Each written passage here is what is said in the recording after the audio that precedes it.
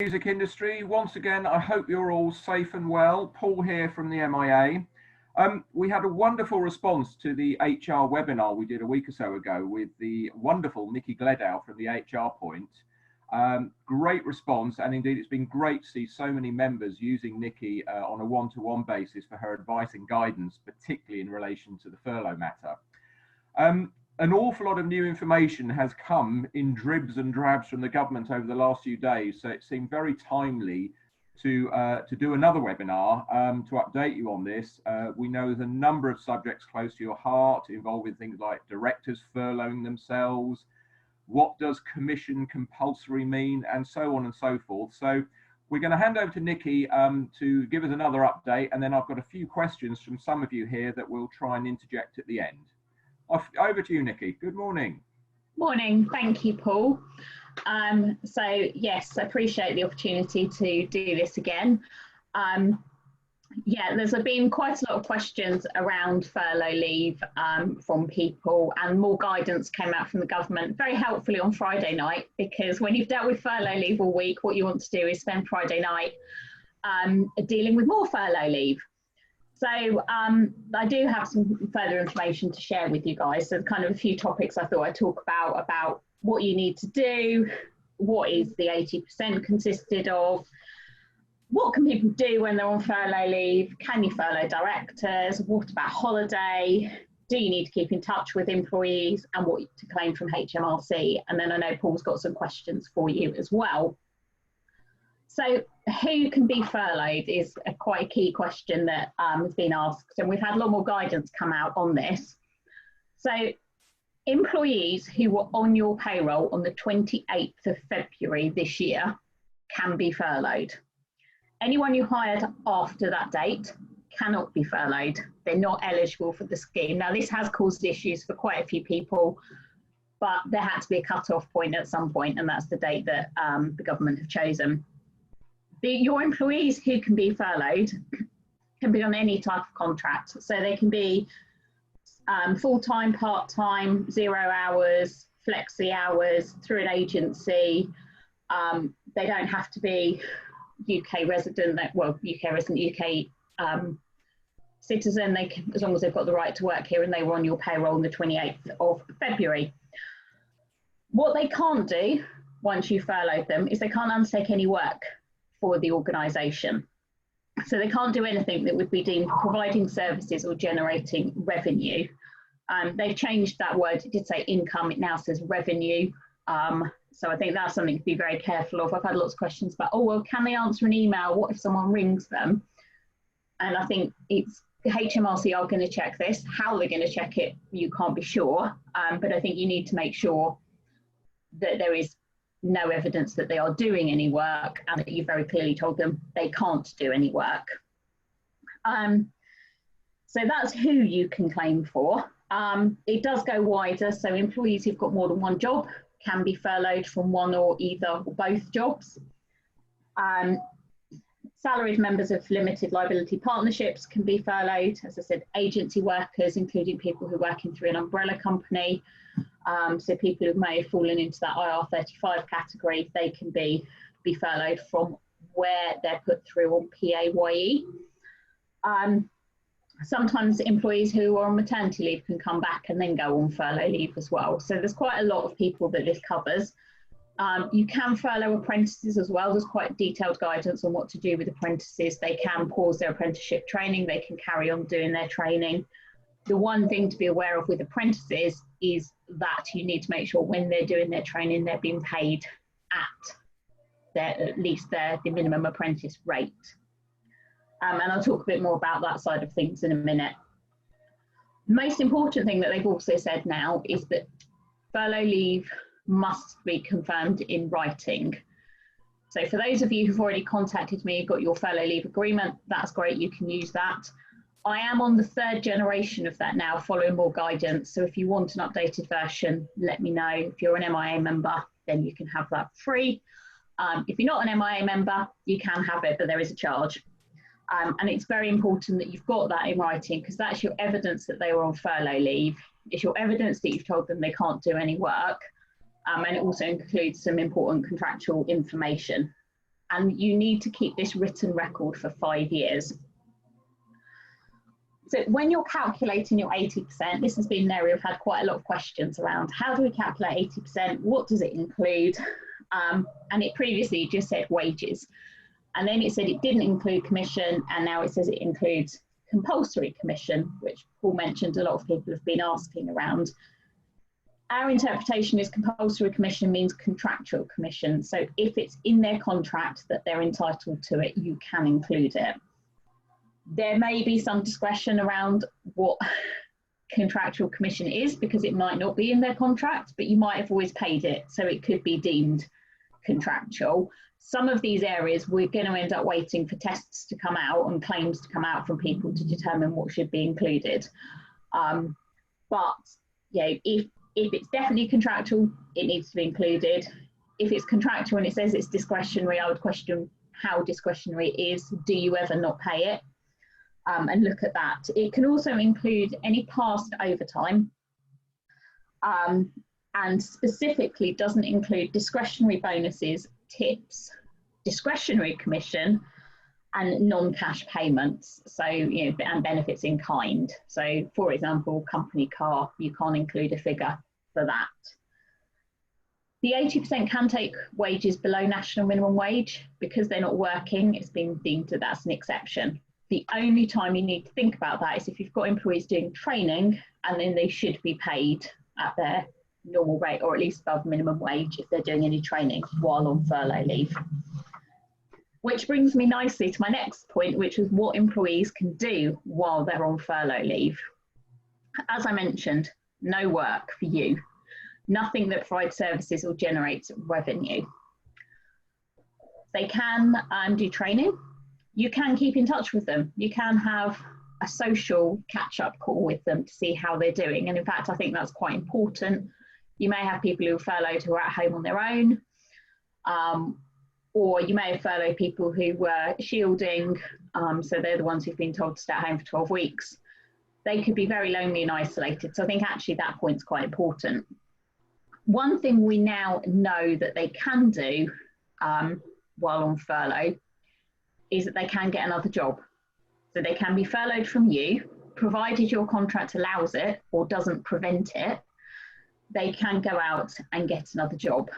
It seems very odd to me, and we didn't think in the HR world this was going to happen, because it does mean that people could end up earning 180% of what they were previously earning, which feels a bit wrong, but the government have been very clear they can get another job. I think that relates to the fact that there are certain industries, so supermarkets, delivery drivers, farming, are desperate to get staff at the moment. So they're realising that if we've got people furloughed, but we've got jobs, they need to make a way for that to work. So no work for you, can do work for other people, unless you want to restrict that, unless it's restricted in your contract. And even then you could choose to lift that while they're furloughed. They can also volunteer. When we talk about volunteering, we do mean like official volunteering, not, oh, they're furloughed and now they're volunteering working for me, because that would be doing services and generating revenue, which would not be permitted. But official volunteering, so being one of the NHS volunteers that's been asked for, or volunteering for charities, getting food for, shopping in for elderly neighbours and things like that, they are allowed to do.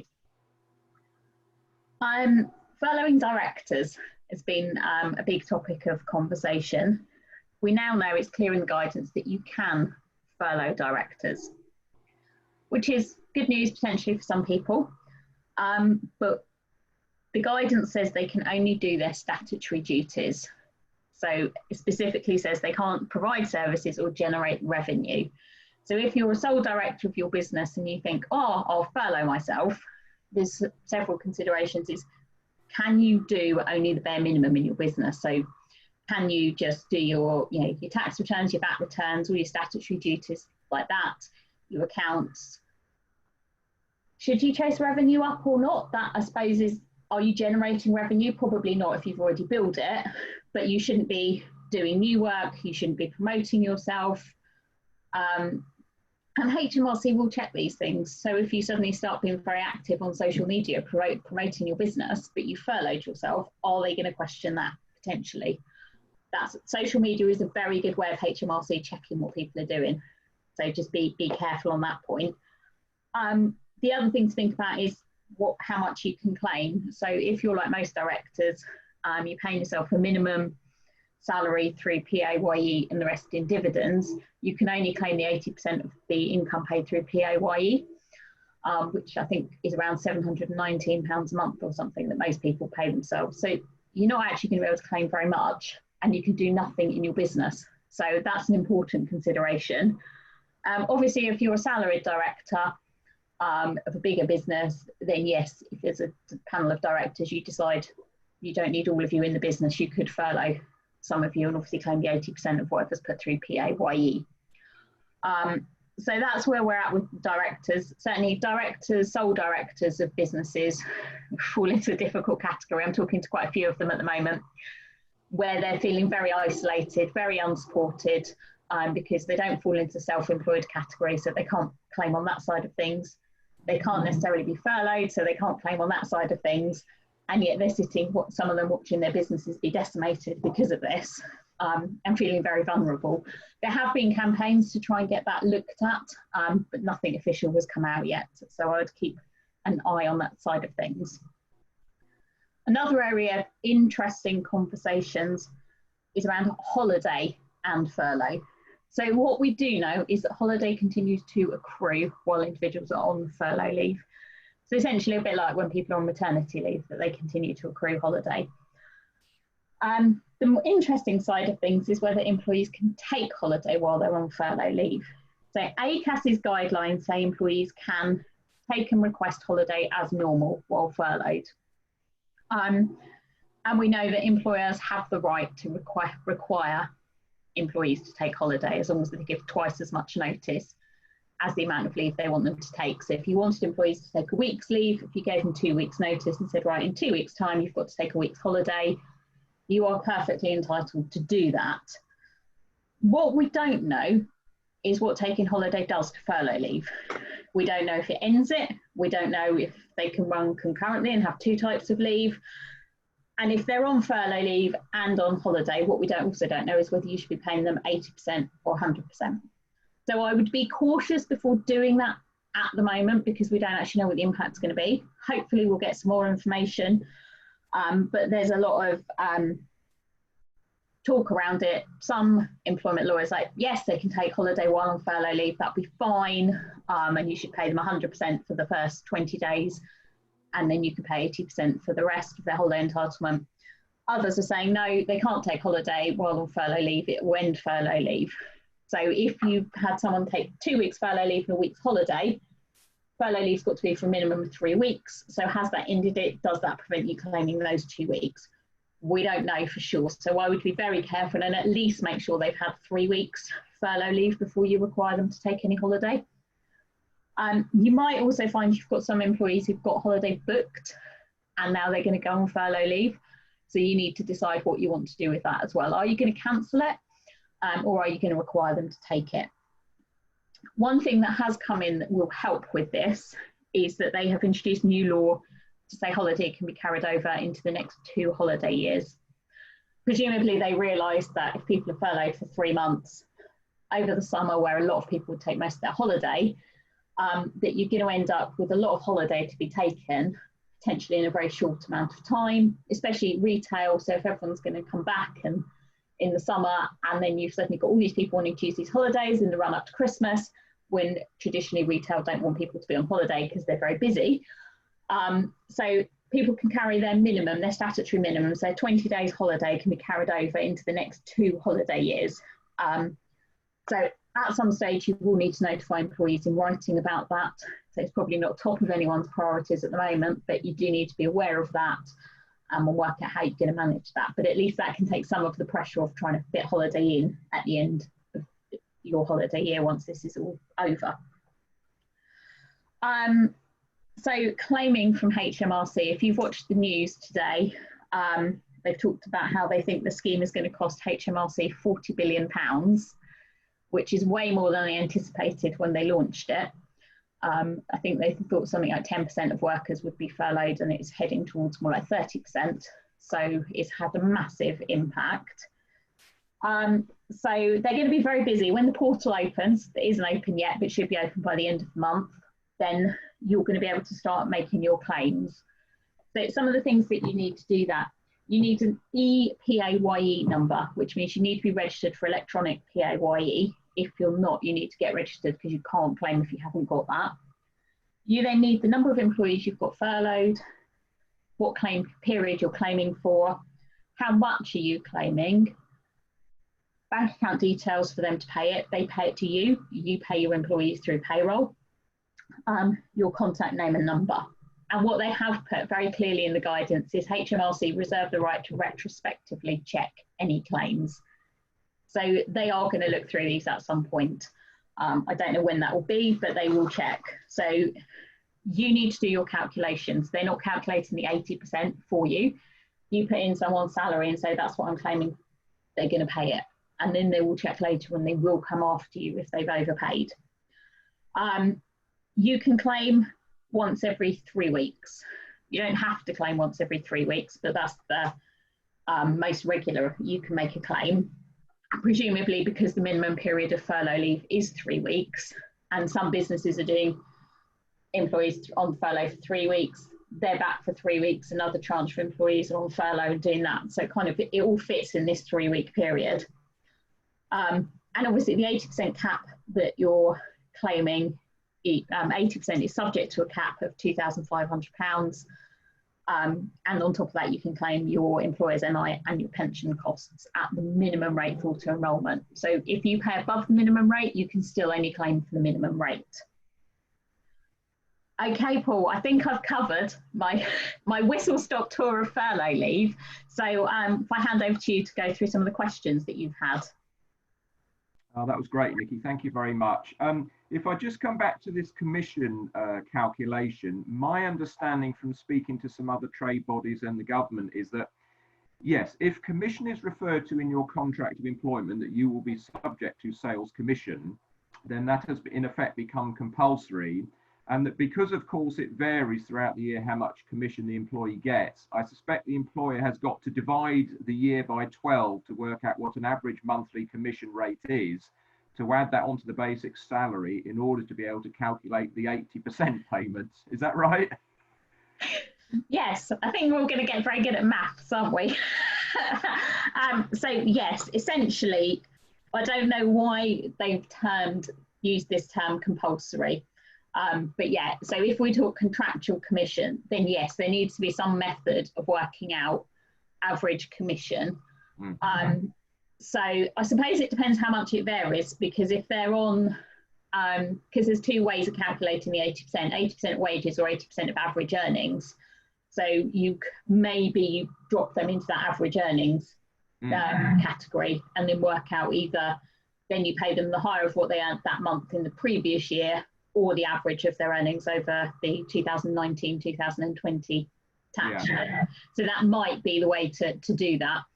We're not entirely sure. This compulsory commission term came out in the guidance on Friday night. So there's, other than interpretations and best guess estimates as to what to do, that is what the guidance says. So I personally would look how much their pay is varying and then drop them into the variable pay category, and then you'd average it over 12 months or whatever they earned that month in their previous year.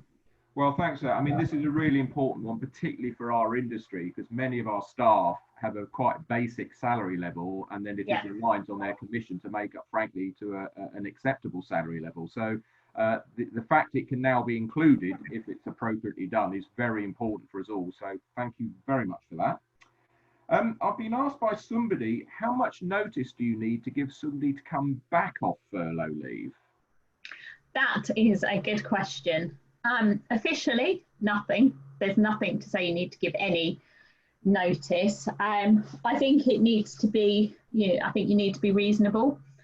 So you might want to agree some minimum periods of notice. In the revised furlough leave agreement we have got an option in there to say we'll endeavour to give you whatever you determine as a reasonable period of notice, but they are furloughed, they are still your employees, so you could turn around and say we need you in this afternoon, tomorrow. obviously bearing in mind compliance with all the social distancing and health and safety requirements as well. But yeah, certainly if we get to a period when we start to know how we're going to come out of lockdown, then it will start to look at what requirements businesses are going to need and when they're going to start needing staff back. But the more notice, the better. But obviously at the moment, anyone who's furloughed is probably at home, so easy for them to come back into work.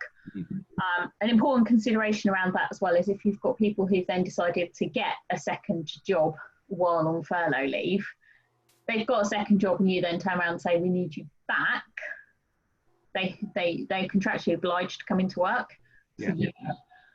But that does put them in a difficult position with their new job that they may have got. So I think it's that's something to think about when you're letting people get a second job if they're on furlough leave. When we need you back, we need you back, and you have to come in. If they can't or they refuse, then it's unauthorised absence, and you could follow normal disciplinary procedures over that. I'm getting quite a few ones about employees basically demanding they be furloughed. So, I've got childcare requirements, you need to furlough me, or I don't agree with you saying that I need to come into work, you need to furlough me. So I guess the employer is the decisive person in this equation still, but it's clear that some employees believe they have a right, inverted commas, to be furloughed for whatever reason. Yes, we're seeing, funnily enough, a lot more issues around people demanding furlough leave than people refusing to accept to go on furlough leave. So everyone I've been aware of has happily accepted going on furlough leave. But yes, there's a lot of people out there demanding, persuading, take your pick of the word, to go on furlough leave. So furlough leave, it has to be by mutual agreement. So both parties have to agree. There's no right to demand going on furlough leave. There's no right to be put on furlough leave. You can furlough employees who can't come into work because of childcare reasons, but you don't have to.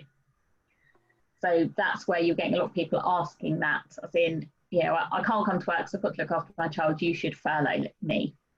Well, the law says, the guidance says you can, doesn't say you should, doesn't say you have to. So that's entirely down to the employer's discretion on that one. The same with people saying, I don't think it's right that the business is open, we're not essential. I've dealt with a lot of queries around that side of things. The media says you should only travel for essential work. My work isn't essential.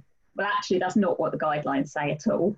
The guidelines say you can travel to work if you cannot do your work at home. So specifically acknowledging operating machinery, manufacturing and delivering frontline services can't be done from home. So in those situations, it's about discussing with employees, reassuring them, making sure you can comply with social distancing. They've got facilities to hand wash. You're not putting them at any undue risk of contracting coronavirus if you're a non-key working business. And I think it's those situations about discussing their concerns. But if they say, I'm not coming to work because I don't think it's safe to come to work, and you've done everything you possibly can to make it as safe as possible, but you need them to come in because whatever it is you're doing, maybe you're an online retailer, so you've got products being ordered online that you want to ship out. I know lots of people thinking, I'm at home, I've got lots of free time, maybe I'll learn a musical instrument, and then they're going to go online and buy one. You need the people there to be able to pack that and ship it out. So that work obviously can't be done from home because they haven't got the stock at home to do that. So that is fine for them to come into work and do that. And if they're refusing to come to work and you've done everything you can, then normally in those situations, it would be refusal to obey a reasonable management instruction, and it would be potentially gross misconduct. I think maybe in the circumstances, you might just agree a period of unpaid leave. Because it would be seen, if they've got genuine concerns, it would be seen harsh to dismiss them. So you could agree a period of unpaid leave and say, look, okay, appreciate you don't want to come to work, it's exceptional circumstances, we've got work for you, so we can't furlough you, but if you want to take unpaid leave, that's fine. Okay, and I think the last one really, Nikki, was just again to share you some of the experiences I'm having talking to some of the sole directors of some of our smallest businesses. They're trying to weigh up effectively having to mothball their company in order to furlough themselves and probably in effect just keep the pilot light on sort of thing by checking the business is safe and secure, doing any filing that needs to be done, but to stop any sales transactions of any nature. And of course, for some of our smaller shops, they were trying to keep their website going, and it's just proving for many of them a really difficult commercial balance to understand, what they're going to lose in profile for their business if they in effect close it down for this period and furlough themselves in order to get some money for themselves coming in. And a lot of them have clearly and understandably struggled with this. And I guess you're hearing quite a few calls of that sort of nature. Yeah, I think it's a big area of concern. For any sole directors of businesses, they're all facing exactly the same dilemma of, do I carry on working on my business? Is it financially viable to do that? Can I mothball it? Can I just do the minimum I need and furlough myself? And it's a really difficult decision, and that's a massive area where I'd hope that the government are going to put something in place to help people in those situations. But at the moment, there isn't anything. So I can't give any guidance on that except for some empathy. It's a very difficult decision for people to make, and ultimately, I suppose they have to make what they feel is the right decision in the best interests of the business.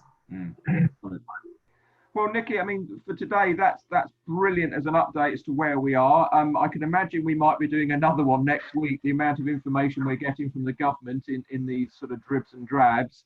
To all people watching, don't forget, MIA members, we have purchased a number of hours of Nikki's time to help any of you on a one-to-one basis where she can.